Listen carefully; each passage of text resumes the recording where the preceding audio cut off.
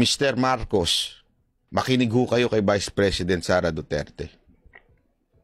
Dahil pag hindi ho kayo nakinig, baka may ibang gawin yan na eventually ikasisi ng inyong gobyerno. Tandaan ninyo, pagbalik-balik rin po natin, iba pa rin ang ratings ng mga Duterte. Kahit to pinilayan siya ng confidential funds na yan, iba pa rin ang kanilang ratings sa taong bayan. If you don't want na maging ganun ang political career ninyong tuluyan, dumadaus-dos, ika nga. Makinig ho kayo. Makinig po kayo kay VP Sara Duterte. Sana ho, makinig kayo. Ito pa, gusto ko lang i-discuss ito, ha? Napaka-importante ito, eh. Ha? No-show si dating Pangulong Rodrigo Duterte sa preliminary investigation sa reklamong inihain sa kanya ni Congresswoman Franz Castro. Depensa ng kanyang kampo, wala raw natanggap na sabina ang dating Pangulo. Nasa frontline ng balitang yan, si Gary De Leon. Sumugod sa harap ng Quezon City Hall Court of Justice ngayong araw ang iba't ibang militanteng grupo na sumusuporta kay ACT Teacher Representative Franz Castro para ito sa preliminary investigation na reklamong grave threat na isinampa ng kongresista laban kay dating Pangulong Rodrigo Duterte. Hindi naman nagpadaig yung supporters ng dating Pangulo. Ang tanong ho ng taong bayan, kayo po ba yung Franz na NPA at komunista? Yun lang ho ang tanong namin eh.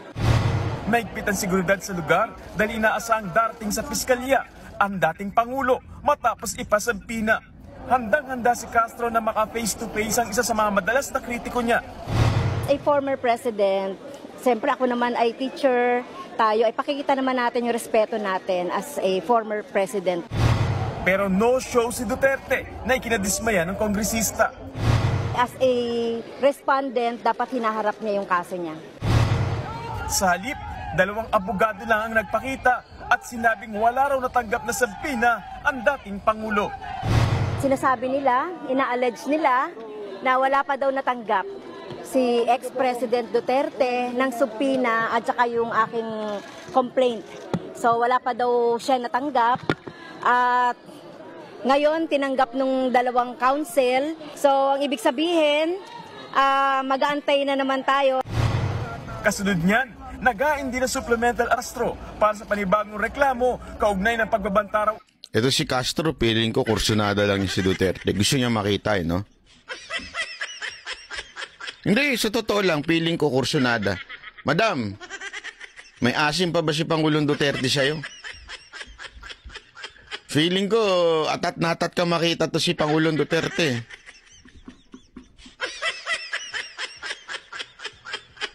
Crush niya, no? Sa tingin ko, crush niya. Walang biro.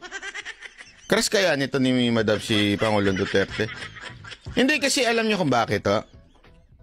Alam naman niya siguro sa dami ng kasong ikinahaharap niya. Di ba may mga kaso siya? Pag preliminary investigation, hindi kailangan humarap ang yung iniimbestigahan. Okay ho? Hindi ho kailangan humarap po yun. Pwede ho abogado niya at pwede hong manumpa sa ibang lugar ng prosecutor yung para sa salaysay. Di ba ho? Pwede ho yun. Hindi kailangan mismo dyan. Eh yung ginagawa ninyo, drama lang yan eh. At alam mo yan. Sa dami ng kaso ng grupo ninyong kinaharap, hindi naman lagi kayo humaharap eh. Minsan yung abogado lang. Huwag ko tayong tatanga-tanga. Eh, bakit niyo pinaparap si Pangulong Duterte dyan? Crush nyo? Di ba? Yun ang tanong ho dyan eh. Bakit ho ba niyo pinaparap dyan si Pangulong Duterte? Crush na crush nyo ho ba talaga? Ang bihira kayo. Ano mo, sabihin mo lang kung crush mo. Samahan kita sa Davao. Doon tayo sa Davao, punta tayo doon. Ulit ni Duterte sa kanyang TV program noong November 16. Nagbigay ng 10 araw ang korte para sumagot ang dating Pangulo sa mga reklamo ni Castro. Sa December 15, itinakda ang preliminary investigation. Nagbabalita mula sa Frontline, Gary De Leon, News 5. Tsaka ano nga yun? Totoo ba yung parang ang dating inaamin ninyo kayo yung NPA? Di ba? Kasi sabi naman, France lang eh. Sabi ni Pangulong Duterte, France lang. Bakit? Maraming si Franz Promaren. Si Francis M. Pwede yun. Ay, sorry. Malangit na pala. Pasensya po. Di ba? Wala naman sinabing Franz Castro. Ito ha. Actually, yung balita na yan, konti lang yung pinakita ng mga Duterte supporter. Pero maraming mga Duterte supporter ang pumunta. Ipakita lang natin dito ha. Kasi hindi ho yan masyadong binalita. At mga makakaliwang supporter ni ACT Teachers Party List Representative Franz Castro sa Quezon City. Si MJ Mondihar sa report live. Magandang gabi, MJ. Yan ang sigaw ng Solid DDS o Digong Duterte supporters sa harap ng Quezon City Hall of Justice. Ang kanilang pinaringgan, mga progresibong supporter ng ACT Teachers Party List. Nasa QC ang dalawang grupo Lunes ng hapon December 4 sa preliminary hearing ng kasong isinampa ng ACT Teachers Representative na si Franz Castro laban kay dating Pangulong Rodrigo Duterte. Pero sa kasagsagan ng picket protest ay mag-isang sinagot ng pro-Duterte vlogger na si Dan Chan ang mga makakaliwa.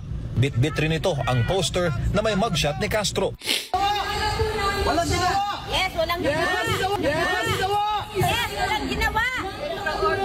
Ano to? Ano to? Ano na status ng kaso? Ang taray nitong vlogger na to. Palakpakan natin itong vlogger na to. Palakpakan natin isa pa.